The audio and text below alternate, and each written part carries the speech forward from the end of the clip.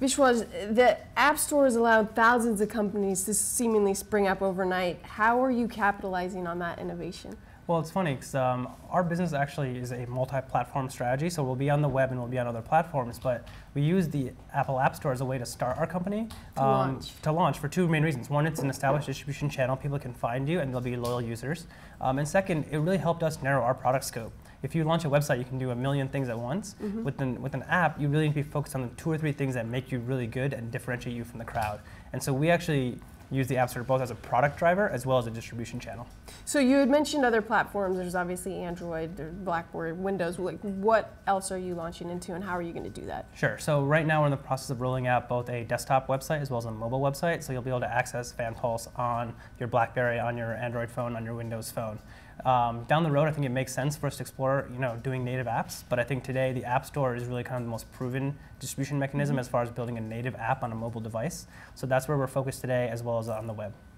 Now, what advice would you give small application developers when dealing with Apple, or just in general? I think the only advice you can really give them is take a deep breath.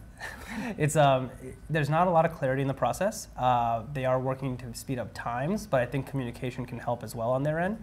But really have buffer set into your into your launch timeline. So if you want to be out, for us, we wanted to be out by the Super Bowl. Apple approved us 2 days before the Super Bowl, which was great. We got a nice little burst of users, but we would have loved to have more marketing time behind that. But you just can't see that far in advance to know what's going to go on. Now, can smaller developers build a sustainable business just based on the Apple distribution channel? I don't see a reason why they can't. There are obviously plenty of people that are. I think it depends on what your business model is. If you're a couple guys or girls that are, coding away and building out, cool, funny games and hits, I think you can, make a good living. If you're trying to build a large, sustainable business, I think it might be a little bit difficult to scale and get repeated users. That's a hit-driven business. You got to keep pumping out new apps and updates to your apps. Flurry recently launched an interesting report. They're their iPhone App Store analytics company, saying that the most engaging apps are actually based on social networking. And not just Facebook, but things that connect you with their friends. And that's where we think FanPulse is going to be. You have a background, I believe you were at ESPN. Yep. Did your vision for this company spring out of demand that you saw while you were there? It was actually a combination of 2 places. There's one spending time at ESPN, but also at dig.com out in San Francisco.